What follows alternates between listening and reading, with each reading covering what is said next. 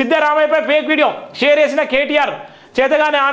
హామీలు ఎందుకంటూ విమర్శ ఘాటుగా స్పందించిన కర్ణాటక ముఖ్యమంత్రి అబద్ధాలేవో నిజాలేవో మీకు తెలియట్లేదు అందుకే ఎన్నికల్లో ఓడిపోయారని వ్యాఖ్య కాంగ్రెస్ అబద్ధ హామీలతో ఓడమన్న కేటీఆర్ హైదరాబాద్కు వచ్చేయండి పార్లమెంటు సమావేశాల వేళ 16 మంది ఎంపీలను పిలిపించిన కేసీఆర్ నేడే భేటీ కేసీఆర్ ఆరోగ్యం బాగుంది ఉన్నటువంటి 16 మంది ఎంపీలు మొత్తం టోటల్ 17 నియోజకవర్గాలకు సంబంధించి 17 పార్లమెంట్ నియోజకవర్గాలనే 17 నియోజకవర్గాలకు సంబంధించి 16 మంది మాత్రమే 16 మందిని కూడా పిలిపించిన నేపథ్యం ఉన్నది ఆ 16 మందికి సంబంధించిన పార్లమెంట్ సమావేశాల వేళ 16 మంది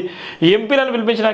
కేసీఆర్ నేడు వాళ్ళతో భేటీ అయ్యేటువంటి పరిస్థితి ఉంది వాళ్ళకి సంబంధించిన వార్తలు కూడా ఇక్కడ ఉన్నది హామీలు ఎక్కడైతే శ్వేతపత్ర డ్రామాలు కేటారు ఏదైతే హామీలు రేపు ఈ రోజు నుంచే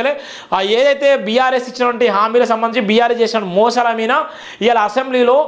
పవర్ ప్రజెంటేషన్ చేయబోతున్నారు వాళ్ళందరికీ శ్వేతపత్రాలు కూడా విడుదల చేయబోతున్నారు మీడియాకు అందరికీ కూడా ఏవైతే ఇచ్చినటువంటి హామీలకు సంబంధించి అందరికీ అర్థమయ్యే విధంగా ఎన్ని కోట్ల రూపాయలు మోసం చేసిళ్ళు ఏ ప్రాజెక్టులో ఎంత అవినీతి జరిగింది అవినీతి ఏ విధంగా చేసిళ్ళు ఆ ప్రభుత్వం ఏ విధంగా తీసుకున్నది ఇప్పటికే కాళేశ్వరం మీద పూర్తి బాధ్యత కూడా కేసీఆర్ చేసింది దానికి